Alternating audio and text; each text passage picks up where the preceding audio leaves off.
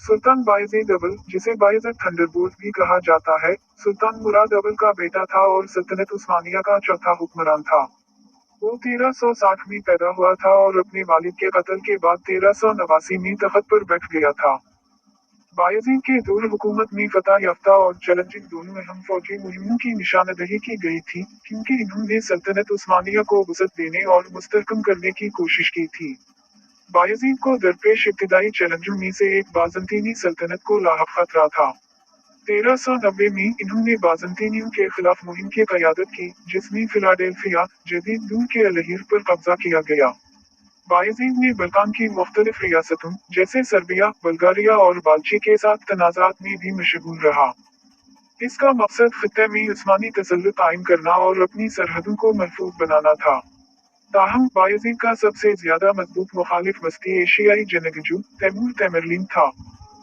1400 में तैमूर ने अनातोलिया पर हमला किया, जिससे सल्तनत उस्मानिया को शदीद खतरा लाहक था।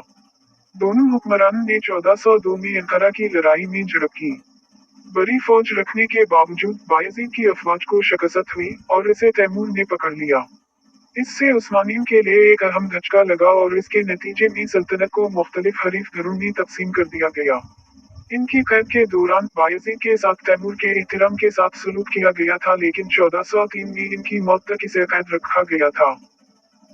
तैमूर के हाथों शिकस्त और इसके बेटों और भाइयों में सल्तनत की तकसीम उस्मानी इंटरजीनम के नाम से जाना जाता है। सल्तनत उस्मानिया के अंदर अदम इस्तेकाम और खाना जंगी का दूर।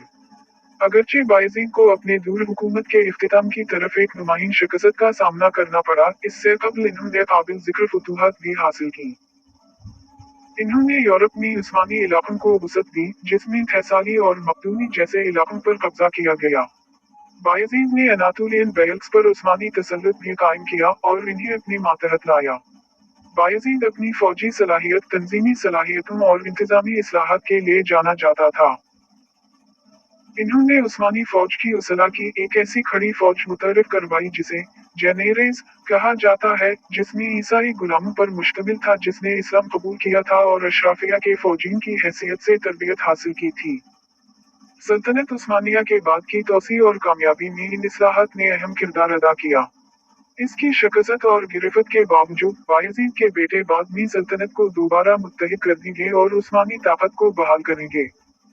इसका सबसे बड़ा बेटा मुहम्मद अव्वल उस्मानी इंटरजीनम से फातेह हुआ और इसने अपने जानशीनों के तहत सल्तनत के मुस्तकबिल में तोसी की बुनियाद रखते हुए एक मुस्तहकम हुकूमत कायम की। मजमूई तौर पर सुल्तान बायज़ीद को इनके दूर हुकूमत में फतूहात और चैलेंजों दोनों का सामना करना पड़ा। जब इन्होंने उस्मानी इलाकों को बढ़ाया और अहम फौजी और इंतजामी इस्लाहात नाफिज की, तैमूर के हाथों इनकी शिकस्त उस्मानी तारीख का एक अहम मोड़ है। बहरहाल इसकी औलाद तारीख के सबसे ताकतवर और पायदार में से एक में सल्तनत की तश्कील के लिए आगे बढ़ गए।